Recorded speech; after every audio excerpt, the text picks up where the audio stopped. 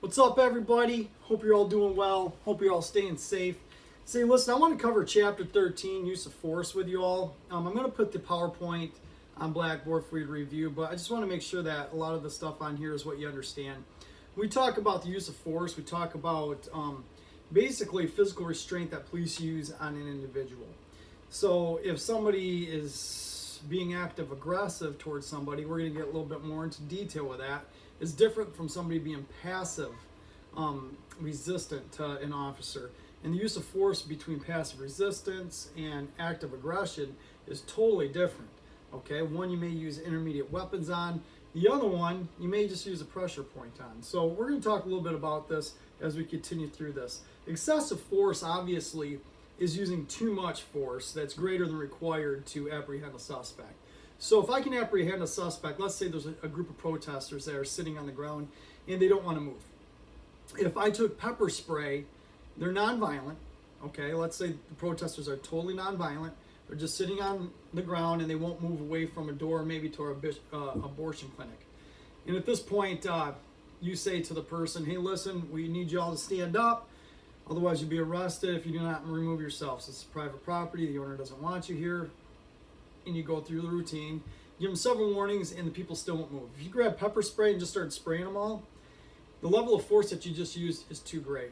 Okay, that would be excessive force. You'd probably get fired as well as sued, or your agency would get sued. Possibly even you yourself would get a lawsuit against you. So I just want to throw it out there to you. When we start talking about use of force, excessive force, if you're using too much force to apprehend somebody, at that point, you're setting yourself up for some criminal stuff as well as civil stuff. So just be very careful when we talk about excessive force. So MCOLS has a use of force continuum. It's in the PowerPoint that I'll also upload for you. But when we talk about inactive resistance, okay, we talk about officer's presence and verbal commands. So when you have inactive resistance, okay, this could be basically subject looking at you and you're looking at them. Your officer's presence is a first use of force, okay, on that continuum. And then it goes in with your verbal commands. When we get into passive resistance, we use more compliance controls. This could be like a pressure point behind the ear, infraorbital. It could be hypoglossal. You could use different pressure points on a person to get them to stand up. So basically, if pain compliance, if I took my thumb and put it right behind my ear here and pushed in, it hurts, right? So if somebody's sitting on the ground, they won't stand up. You may put a pressure point there and stand them up. And that is something that's dealing with passive resistance. They're not trying to hurt you or anything like that. But at the same time, you need to do something as a police officer to get this person under control. So to work with you on something, to get that person that was protesting, you may use a pressure point to get them to stand up, to move them out of the way, to get them to where you need to go and comply with you. As far as it goes with active resistance, now this may go into physical controls. You may use a certain armbar, like lock as you escort position, to get them to move to where you may want to go. Active resistance would be something like you go to arrest somebody, and when you go to grab their hand, they pull it away from you. And they're not trying to attack you, they're just trying to get away from you. So that active resistance, when them trying to pull away from you, you may need to get them in kind of a wrist lock or something like that to move them to where you need to go. They're not trying to assault you, they're just trying to more get away from you. That's active resistance. And the use of force using a wrist lock or something like that would fall under there. However, when we get to active aggression, we look at more intermediate controls. So this may be something where they're ready to assault you. Active aggression means they're going to punch you, they're going to kick you, they're going to do something to hurt you. So at this point, you could take a level of force a little bit higher on that person to apprehend them. And at this point, you may want to use something like a taser, pepper spray, something like that, okay? So dealing with that active aggression. Now, deadly force assault is deadly force. So on that continuum, obviously, if they have a knife, you can use a gun, right?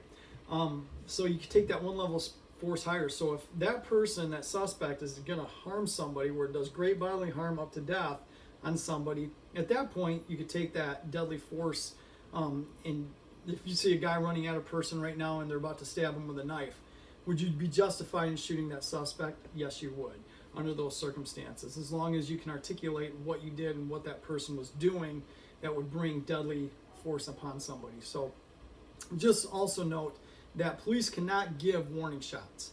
So you can't say, drop the knife, bang, and shoot the gun. as a warning shot to miss him.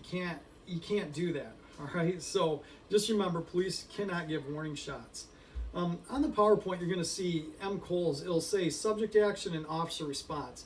And it goes basically with what the subject actions would be as well as the officers. So when we look at active resistance or inactive resistance, okay, we look at the officer's presence, okay, and verbal direction. We look at passive resistance, the compliance control.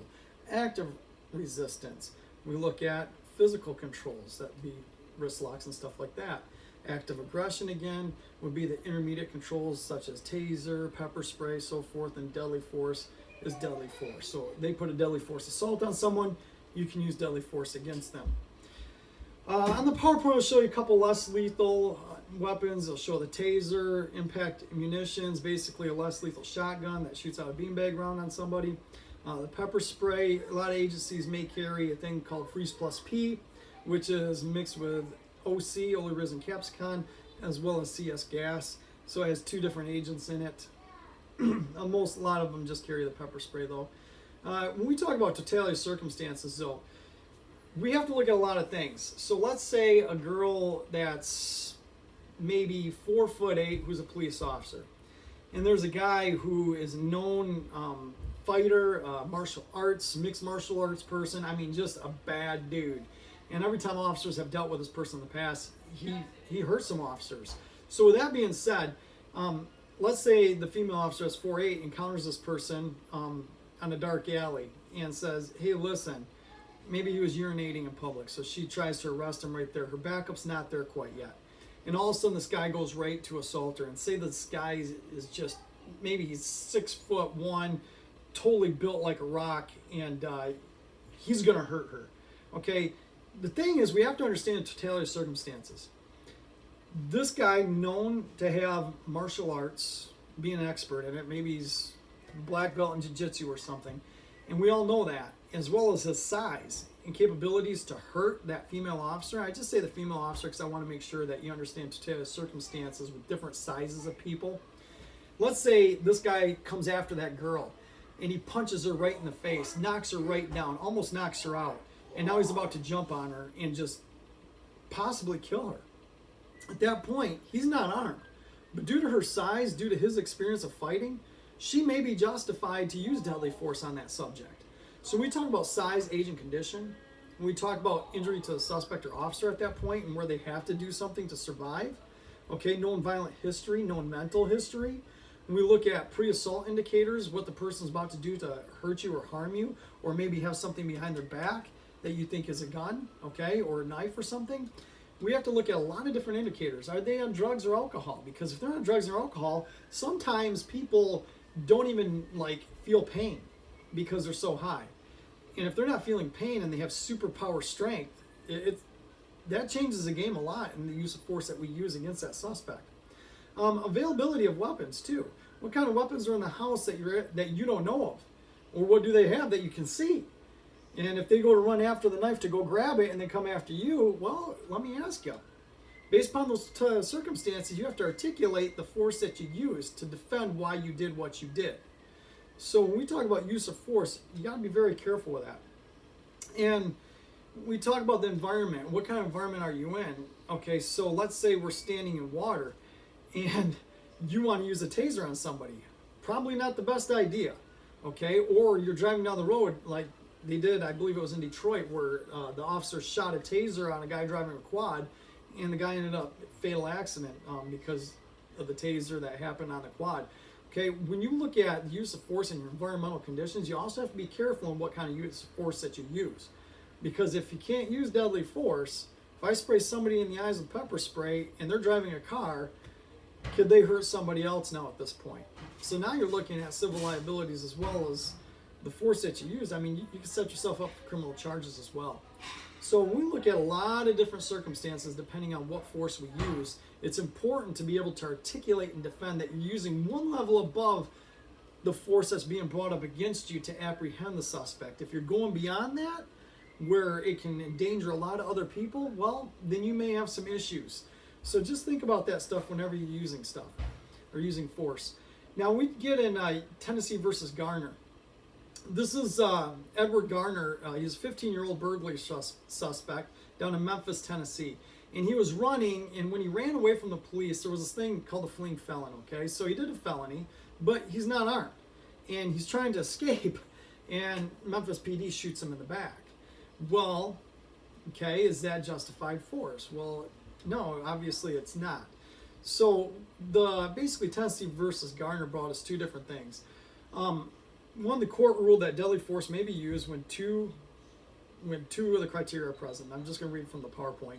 It is necessary to prevent the suspect's attempt to escape, and the officer has probable cause to believe that the suspect possesses a threat of death or serious physical injuries to others.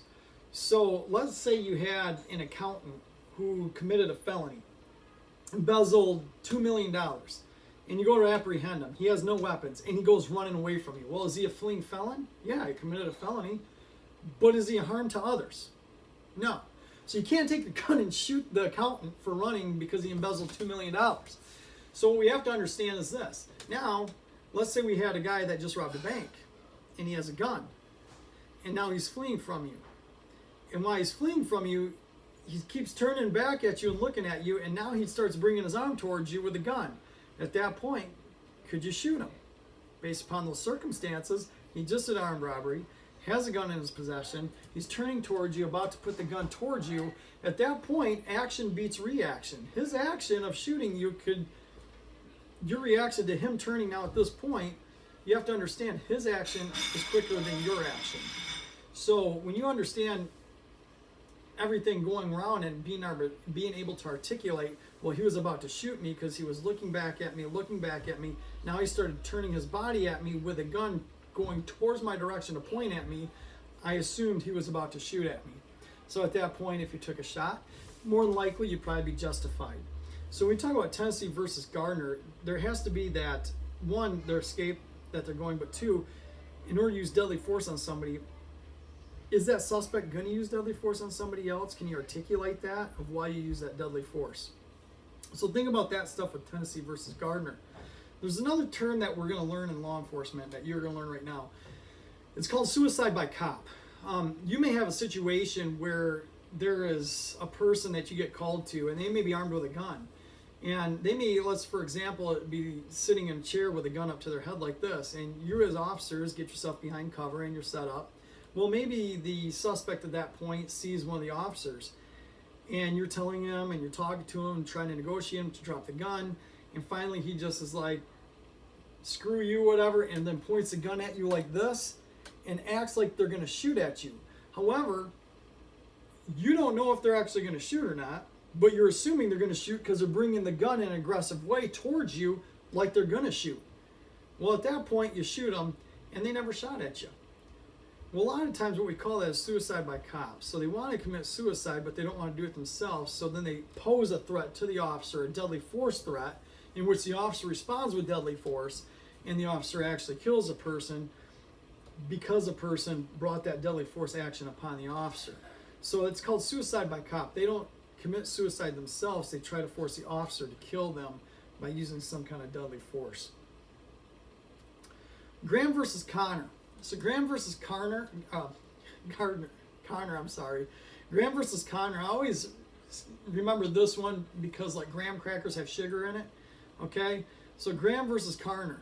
Graham, sugar, graham cracker. Well, Graham was a diabetic, and what happened on this case was, so Graham, being a diabetic, starts feeling himself low on sugar and needs some sugar right away. So an officer sitting outside a quick stop store, and he sees his car come flying up, driving up in there. His buddy's driving the car. So his buddy drives up really quickly because his buddy's like, pull over quick, I need to get some orange juice. Runs inside the quick store, looks inside, about to grab some orange juice or something, and sees that there's a line, and he can't wait. So he runs outside, jumps in the car as quickly as he can. His buddy quick peels out, and they drive off. Well, the officer sitting in there looks, see a guy run inside the store, is in there just for a second, comes running out, and then the car peels off. He's thinking, I think they just robbed that store. So he follows them, and long story short, when they stop him, Graham starts, he's having a diabetic reaction, which the officer doesn't realize this. Okay, the officer thinks that he's, being aggressive towards him, and uses force against Graham, when realistically all Graham was having was a diabetic reaction. So when he was having that diabetic reaction, the officer didn't know that. So because of the actions and the force that the officer used against Graham at this point, not knowing that Graham was diabetic, he's thinking that the guy just did basically a robbery over there. And at that point, the use of force that he put on that person, he had to understand that under what the officer was seeing in the totality of circumstances, not knowing that Graham was diabetic, there was 20/20 hindsight. What was the officer seeing at that point? What did the officer believe? What would a reasonable officer do in that officer's position when it comes down to force? So what Graham versus Connor did, because later we found out, oh yeah, Graham's diabetic. The officer shouldn't have done that. Officer should have gotten medical aid right away, right? Well, the officer didn't know that. So a reasonable officer in that officer's position, would that reasonable officer done the same thing? And if they did, they're okay. They're acting in good faith. Okay. However, if they knew they shouldn't have done that, okay, oh yeah, Graham's a diabetic. I don't care. I'm not giving him medical aid and he's fighting me. I'm just going to use force back on him here and, detain him and figure out things later without getting a medical help. Well, that's a problem because you knew about it. However, if you didn't know about it and you're dealing with it and then all of a sudden it surfaces and you're like, oh my gosh, this is what happened. He is diabetic. Get him medical aid quick. These are some circumstances you have to understand. So Graham versus Connor brought in the fact of 20/20 hindsight. So we always have to look at what is a reasonable officer seeing at the time of when they dealt with something. For instance, you're running, okay, it happened to one of our officers at Kentwood. Late at night, running behind a guy on Division Avenue, behind buildings. Guy was breaking into buildings, and the guy starts running away. Well, when the guy's running away, he keeps looking back at the officer. Well, then all of a sudden, the suspect turns around and holds something black, pointing it right at the officer, and it looks like a gun to the officer. Officer pulls out his gun thinking, this guy's going to shoot at me, and shoots him. Well, the guy continues to run and hides under a car. They literally get him out from underneath the car, and he's shot. And he has a crowbar in his hand. Well, the suspect actually admitted later that he was acting like he was going to shoot at the officer to get the officer to stop chasing him. Well, the officer was justified in his actions at that point because any officer in that circumstance, watching a guy keep looking back at him while you're in a foot pursuit, and then all of a sudden turning towards him, pointing something at you, and all you see, because it's dark, right? It's dark, it's middle of the night, it's like 3 o'clock in the morning, behind a building off Division, which is very dim lit, and all you see is this black thing point at you, which looks like a gun.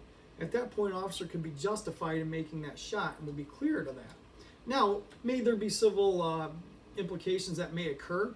Sure, the city may have to pay out on some of the lawsuit or something like that, but overall, criminally and everything, the officer can be cleared based upon what a reasonable officer would do. And that's a great example of kind of like 20/20 hindsight. As far as it goes with any of this, if you have any other questions or something like that, feel free to email me any of your questions, and I'll be more than happy to answer them.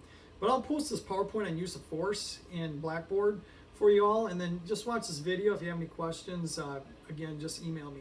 All right, hope you're all doing well. Stay safe. Jam some music, have some fun, but just remember, don't stress out too much and just keep yourself healthy. All right, everybody, miss y'all. Have a great day. We'll catch you later.